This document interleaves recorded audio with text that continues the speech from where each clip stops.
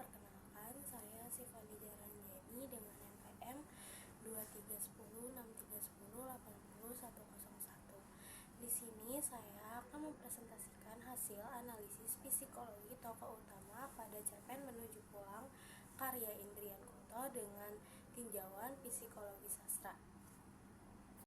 Lalu ada latar belakang. Cerpen adalah jenis karya sastra yang mengandung banyak elemen psikologis yang dapat dianalisis. Cerpen merupakan salah satu jenis prosa yang isi ceritanya bukan kejadian nyata tetapi fiksi.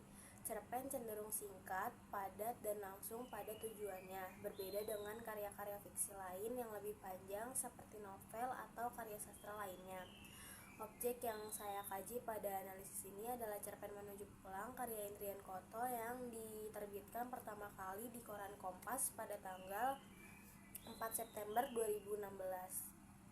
Cerpen Menuju Pulang saya pilih sebagai objek penelitian karena beberapa alasan. Alasan pertama, karena cerpen ini menggambarkan fenomena yang sering terjadi dalam masyarakat serta menyoroti beberapa permasalahan yang dihadapi tokoh baik dari dalam dirinya maupun lingkungannya. Lalu alasan kedua adalah cerpen Menuju Pulang menampilkan karakter tokoh yang tercermin dalam tingkah laku, karakter, dan kepribadian. Lalu alasan terakhir adalah cerpen Menuju Pulang menarik untuk saya analisis karena menggunakan psikologi sastra, terutama dengan menggunakan teori analisis psikologis dari Sigmund Freud. Oleh karena itu, fokus penelitian ini adalah menganalisis secara psikologis tokoh dalam cerpen Menuju Pulang berdasarkan teori psikologi sastra. Lalu selanjutnya ada rumusan masalah. Yang pertama, bagaimana unsur-unsur intrinsik yang terdapat pada cerpen Menuju Pulang karya Indrian Koto.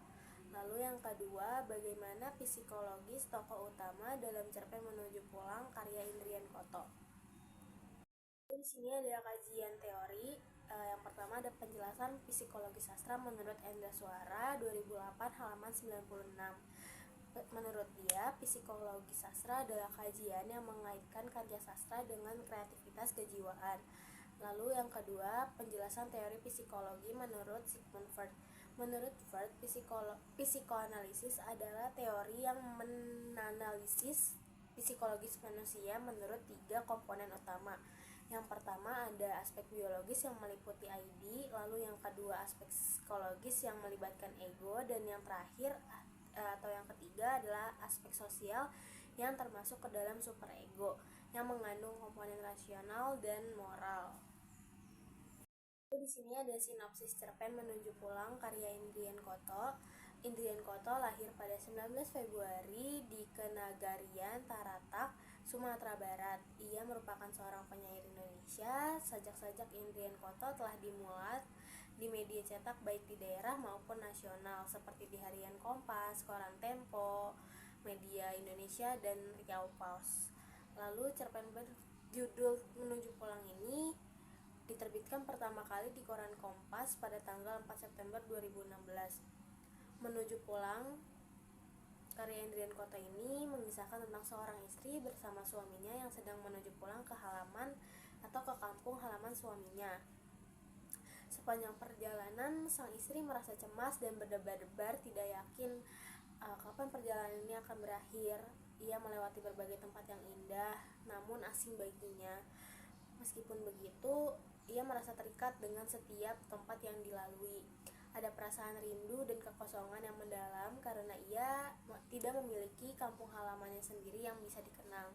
Sementara itu, suaminya tampak lebih tenang dan mengenali tiap sudut tempat yang mereka lewati. Sang istri merasakan kecemburuan dan kerinduan pada masa lalu yang sudah tidak bisa ia gapai.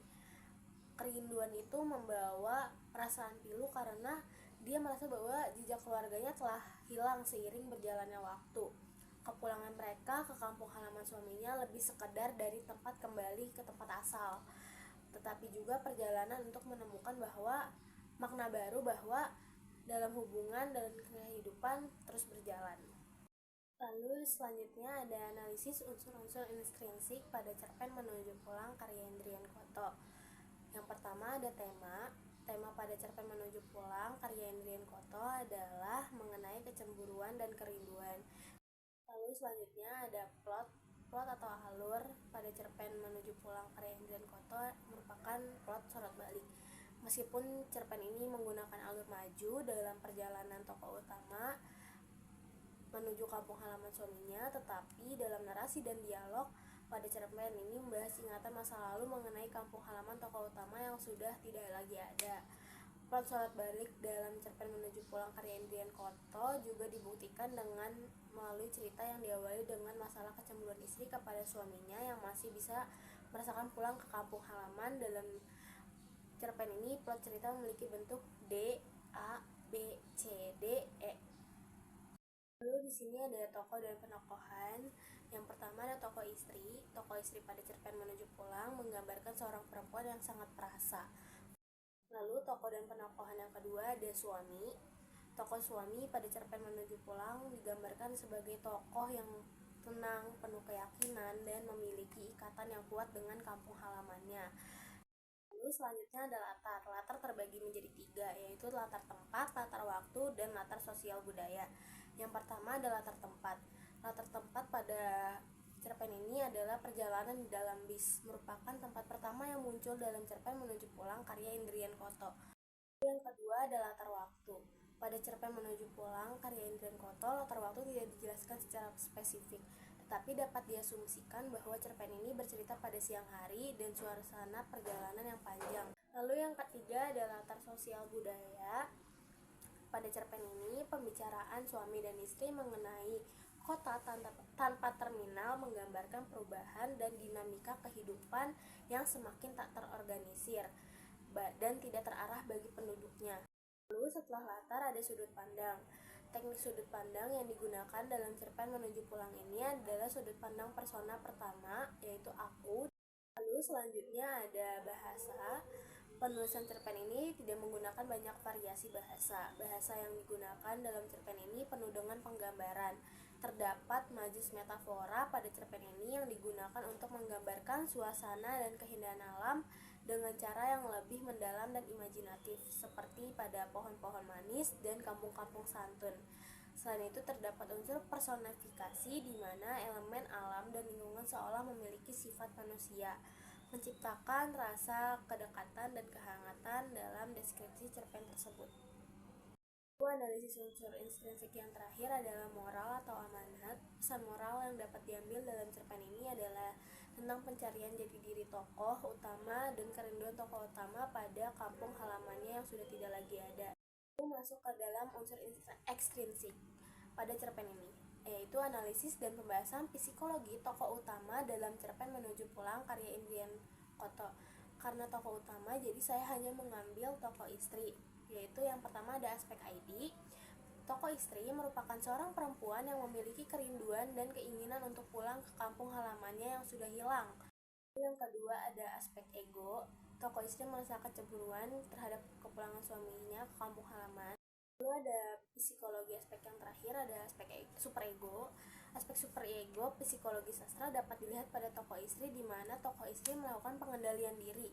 Selanjutnya ada kesimpulan.